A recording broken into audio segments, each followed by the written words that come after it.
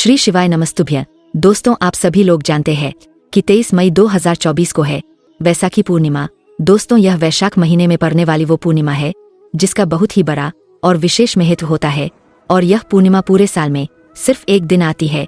और दोस्तों, आप सभी लोग जानते हो कि इस वैशाख महीने का अगर सबसे बड़ा कोई उपाय है तो वो मिट्टी के कलश वाला उपाय है या मिट्टी के जल वाला उपाय है।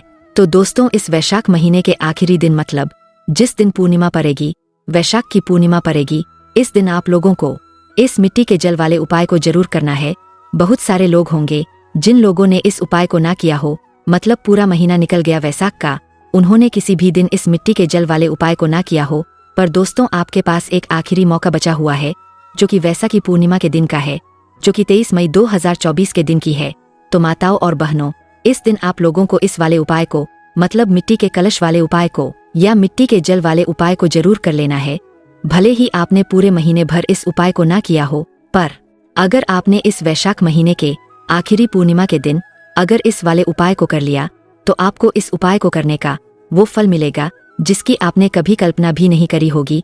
इसीलिए आप लोग इस वाले उपाय को एक बार जरूर कर लेना ताकि आप लोगों के हाथ से यह मौका ना जा सके और आपको इस उपाय को करने का फल मिल सके। दोस्तों, उपाय सुनने में बहुत आसान लगता है, पर उपाय को सुनते समय आप लोगों को कुछ कुछ बातों का ध्यान रखना है जो कि हम आपको इस वीडियो में बताएंगे। मिट्टी का जल वाला उपाय बहुत आसान है, बस अगर आप इस उपाय को सही तरीके से करोगे तो निश्चित सी बात है उपाय का फल भी आपको सही मिलेगा और बहुत जल्दी और बहुत बड़ा होकर मिलेगा। हेलो दोस्तों, आपका एक बार फिर से स्वागत है आपके अपने YouTube चैनल व्रत त्योहार कहानियां में। तो चलिए दोस्तों, अब जानते हैं लोग इस मिट्टी के जल वाले उपाय को हमें कैसे करना है या मिट्टी के कलश वाले उपाय को हमें कैसे करना है और किसको करना है, कहाँ पर करना है और किस विधि से करना है। तो सबसे पहली चीज दोस्तों यहाँ पर यह निकल कर आती है कि इस मिट्टी के कलश वाले उपाय को करना किसको है। तो देखो, यह वाली बात आप सभी लोग जानते हो कि ज्यादातर जो उपाय होते हैं वह घर की बड़ी माताएं बहनें ही करती है। उसका कारण क्या है? उसका यह कारण है कि घर की जो बड़ी माताएं बहनें होती है वह घर की लक्ष्मी होती है, क्योंकि जब घर की लक्ष्मी कोई उपाय करती है तो उसका फल बहुत जल्दी और बहुत बड़ा होकर मिलता है। उसी तरीके से इस वैशाख की पूर्णिमा के दिन अगर इस मिट्टी के कलश वाले उपाय को अगर कोई करेगा तो वह घर की बड़ी माताओं बहनों में से कोई एक माता बहन करेगी। सभी सदस्यजनों को इस उपाय को करने की जरूरत नहीं है, ठीक है। यह पहला आपका मतलब मन में होना चाहिए कि घर की बड़ी माताएं बहनों में से कोई भी एक माता बहन इस वाले उपाय को करें। अगर किसी कारणवश घर की माताएं बहनें उपाय ना कर पा रही हो या वह घर से बाहर गई हुई हो तो उस जगह पर फिर घर का कोई बड़ा व्यक्ति भी इस वाले उपाय को कर सकता है। फिर चाहे वह पुरुष ही क्यों ना हो, उससे कोई भी फर्क नहीं पड़ने वाला, ठीक है। पर आपकी मुख्य कोशिश माताओं बहनों की ही होनी चाहिए। उसके बाद में दोस्तों इस मिट्टी के कलश वाले उपाय को आपको करना किस समय है? सुबह के समय करना है कि शाम के समय करना है? तो देखो, इस वाले उपाय को आपको सिर्फ और सिर्फ सुबह के समय करना है, शाम के समय नहीं करना है। सुबह सुबह जितना जल्दी हो जाए आप उतना जल्दी उपाय करेंगे तो ज्यादा बेहतर है। बाकी 10 या 12 बजे तक भी अगर उपाय कर लेते हो या किसी कारणवश लेट हो जाते हो तो आपको उपाय का फल जरूर मिलेगा।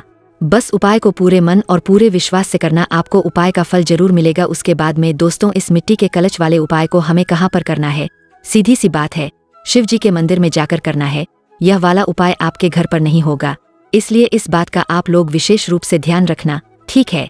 उसके बाद में दोस्तों अब यहाँ पर बात आती है कि इस मिट्टी के कलश वाले उपाय को या इस मिट्टी के जल वाले उपाय को करने की विधि क्या है, हमें कैसे यह जल को तैयार करना है, इस जल को कहाँ पर रखना है, कितने समय तक रखना है। अभी तक लोगों के मन में बहुत सारे प्रश्न हैं इस उपाय को लेकर और कहीं ना कहीं लोगों के मन में यह बात चलती रहती है कि अगर हमसे उपाय में मतलब कोई गलती हो गई तो हमें उपाय का फल नहीं मिलेगा।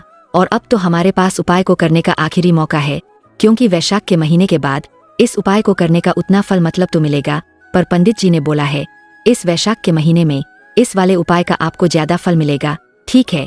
तो अब दोस्तों यहाँ पर बात आती है इस उपाय को करने की। इस उपाय को कैसे करना है, विधि क्या है इसकी? तो देखो, सबसे पहली चीज तो हमें मिट्टी का कलश चाहिए, क्योंकि मिट्टी का कलश वाला उपाय है। उसके बाद में मिट्टी का जल चाहिए, मिट्टी का जल वाला उपाय है। तो सीधी सी बात है दोस्तों, इस उपाय में आपको एक ऐसा पात्र चाहिए मिट्टी का हो जो कि मिट्टी का हो, ठीक है। चाहे वो मिट्टी का मटका हो सकता है, चाहे वो मिट्टी का दिया हो सकता है, चाहे वो मिट्टी का कोई भी ऐसा पात्र हो सकता है जिसके अंदर आप लोग ये वाला उपाय कर सकते हो है। ना तो कोई भी एक मिट्टी का पात्र लेना, उस मिट्टी के पात्र के अंदर आपको शुद्ध जल भरना है। अब दोस्तों यहाँ पर यह वाला उपाय रात के समय से शुरू होगा। मतलब आप जैसे कि जिस भी दिन यह वाला उपाय कर रहे हो, जैसे 23 मई को वैशाख की पूर्णिमा पड़ रही है, तो उस दिन सुबह सुबह आप इस उपाय को करोगे तो एक दिन पहले मतलब 22 मई की रात्रि में आपको यह उपाय शुरू करना पड़ेगा। मतलब मिट्टी का जल तभी भर कर रखना पड़ेगा, क्योंकि इस मिट्टी के जल को हमें पूरी रात भर कर रखना है। उसी के बाद हम इसे उपाय में प्रयोग कर सकते हैं। ना अगर आपने सुबह की मिट्टी के पात्र में भरा और सुबह की सुबह ले गए तो उतना फल नहीं मिलेगा, पर रात्रि में अगर आप लोग भर कर रखोगे और सुबह लेकर जाओगे तो उसका आपको निश्चित ही बहुत ही बड़ा और बहुत अच्छा फल मिलेगा। ठीक है, तो आपको करना क्या है, जब भी उपाय करो इस वैशाख के महीने में, विशेष रूप से वैशाख महीने की पूर्णिमा के दिन, तो उसके एक दिन पहले मतलब कि 22 मई को आप लोगों को रात्रि में एक मिट्टी का पात्र लेना है। नहीं हो तो खरीद कर ला सकते हो, और अगर है तो पहले से दोस्तों आप उसके अंदर शुद्ध जल भर दीजिए। शुद्ध जल भरना, इस बात का ध्यान रखना है, शाम के समय भी भर सकते हो और रात्रि के समय भी भर सकते हो। ठीक है, बस ध्यान रखना कि 10 बजे से पहले पहले आप लोग भर देना, और ज्यादा भी लेट हो जाए तो रात्रि को 12 बजे से पहले पहले आप अपने उस मिट्टी के पात्र के अंदर जल भर देना। अब यहाँ पर यह सवाल भी आता है कि कितना जल भरना है, तो देखो, प्रतिदिन आप 1 लोटा जल शिव जी के शिवलिंग के ऊपर चढ़ाने के लिए जाते होंगे, तो उस लोटे के अंदर जितना आपका जल बन जाए उतना जल आप उस मिट्टी के पात्र के अंदर डाल लेना। ऐसा भी मत करना कि सिर्फ 1 कटोरी जल आपने भर लिया। आपका 1 लोटा है जिससे आप शिव जी पर जल चढ़ाते हो, वह लोटा के अंदर जितना जल भरा जाए उतना जल आप उस मिट्टी के पात्र के अंदर डाल लो या मिट्टी के कलश के अंदर डाल लो। जैसे ही आप लोग इस जल को मिट्टी के कलश के अंदर डाल देते हो, आपका यहाँ पर आधा काम हो जाता है। अब इसको आपको छूना भी नहीं है, कुछ नहीं करना है। बहुत सारे लोग यहाँ पर एक गलती कर देते हैं कि वो इस कलश के अंदर हाथ डाल देते हैं या छू लेते हैं। तो दोस्तों आप बाहर से तो छू सकते हो जल को, अंदर भी डाल सकते हो, पर उसके अंदर के पानी को छूना मत, उंगली डाल के मत छूना, और ना ही उसे खुला रखना है। ना जैसे कि आपने इस मिट्टी के कलश को भरने के बाद इसको आपको रखना भी एक स्थान पर है। आप सो जाओ, उस जल को आप रात भर के लिए छोड़ दो। आपको उसको कुछ भी नहीं करना है, टच भी नहीं करना है। ना तो जैसे ही सुबह होती है, वैशाख की पूर्णिमा शुरू होती है, सुबह के समय अब आपको क्या करना ना है, सबसे पहले स्नान करना है। अपने घर की जो भी काम साफ सफाई है वो सारे करके, स्नान करके शुद्ध होकर आपको इस जल के पास में आ जाना है, जो कि आपने रात्रि में अपने घर के रसोई घर में पीने के पानी वाले स्थान के पास में रखा हुआ था। अब दोस्तों यहाँ पर आपको क्या लेकर जाना है, एक खाली लोटा लेकर जाना है, जिस लोटे से आप शिवलिंग पर जल चढ़ाते हो। अगर तांबे का लोटा है तो और अच्छी बात है, वरना जिस लोटे से आप शिवलिंग पर जल चढ़ाते हो वह लोटा खाली भरकर नहीं लेकर जाना, क्योंकि भरेंगे तो हम इस मिट्टी के कलश के अंदर से ही तो खाली लोटा लेकर अपने घर के रसोई घर में चले जाना, स्नान करके जाना, स्नान करके ही उस कलश पात्र को छूना है। इस बात का ध्यान रखना है। तो खाली लोटा लेकर जैसे ही आते हो तो दोस्तों ऊपर जो आपने चीज ढकी हुई होगी उसको हटाकर उस मिट्टी के पात्र के अंदर से या मिट्टी के कलश के अंदर से, जिस भी पात्र के अंदर चाहे वो दिया ही क्यों ना हो, मिट्टी का उसके ऊपर मतलब उसके अंदर से आप जल अपने लोटे के अंदर डाल लो। अब दोस्तों बहुत सारे लोग क्या सोचते हैं कि दीदी हमने जो है मिट्टी के पात्र के अंदर या मिट्टी के कलश के अंदर जल भरा है, तो हम इसे ऐसे के ऐसे ही जो है इस जल को उठाकर लेकर जाएं और शिव जी के मंदिर पहुंच जाएं। पर वैसा नहीं करना है। आपको मिट्टी के कलश के अंदर मात्र रात भर के लिए जल भर कर रखना है, उसको साथ में लेकर नहीं जाना है। आपको मात्र उसके जल को साथ में लेकर जाना है। और उस जल को कैसे साथ में लेकर जाओगे, अपने साथ में खाली लोटा रखकर लेकर जाओगे। उस लोटे के अंदर आप इस मिट्टी के जल को भरोगे। भरने के बाद फिर आपका ये जो जल है ये तैयार हो जाता है, और उपाय सुबह के समय होगा। जितना जल्दी हो सकता है उतना जल्दी उपाय को करने की कोशिश करना है।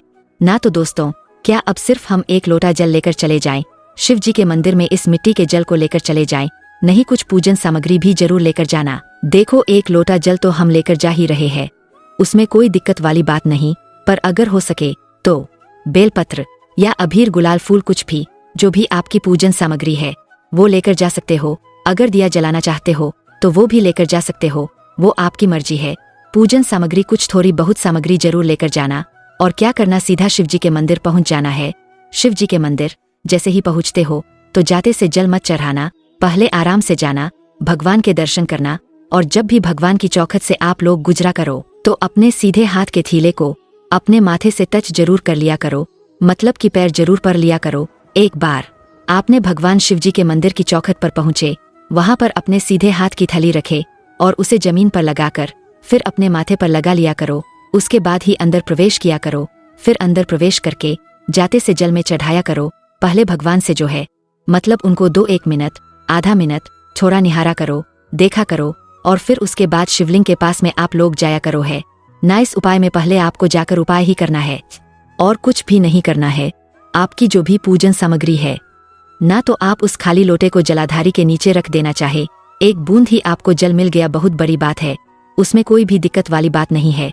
तो आप उसको नीचे रख देना और भगवान शिव जी के शिवलिंग के पास में बैठकर हाथ जोड़कर अपनी वह मनोकामना बोलना, वह विनती बोलना, वह दुख और परेशानी बोलना जिसके लिए आप लोग अपना यह वाला उपाय कर रहे हो। अगर आप लोग मनोकामना नहीं भी बोलते हो तो भी कोई दिक्कत वाली बात नहीं है और अच्छी बात है, क्योंकि आप मनोकामना बोलते हो तो सिर्फ आपको उतना मिलता है, पर जब आप कुछ नहीं बोलते हो तो आपको बहुत कुछ मिलता है। मात्र उपाय करके भगवान का 2 मिनट जाप करके श्री शिवाय नमोस्तु का जाप करके अपने घर पर वापस आते हो तो भगवान आपको इतना कुछ देते हैं जिसकी आपने कभी कल्पना भी नहीं करी हुई होती है। बाकी अगर आपको अपनी मनोकामना बोलना है, दुख और परेशानी बोलना है तो आप हाथ जोड़कर बोलकर और 2 मिनट भगवान शिव जी का नाम जाप करके श्री शिवाय नमोस्तु जाप करके वहां से उठकर मतलब अपने घर पर जा सकते हो और आपका उपाय यहाँ पर पूरा हो जाता है। बस जो जल आप जलधारी से लेकर लाए हुए हो, इस जल का आप चाहो तो अपने घर के सभी सदस्यों में उसका थोड़ा थोड़ा आचमन भी करा सकते हो और इस जल को पहले जाकर अपने घर के मुख्य द्वार पर दोनों तरफ जरूर छिड़क देना। आपको विशेष फल की प्राप्ति होगी, आपके घर में सुख शांति बनी रहेगी। ये मिट्टी के जल वाला उपाय करने का आपके पास आखिरी मौका है जो कि वैशाख की पूर्णिमा का है। बाकी इस उपाय को करने में अगर कोई भी दिक्कत समस्या परेशानी आती है तो हमसे कमेंट करके पूछ सकते हैं। ओम नमः शिवाय।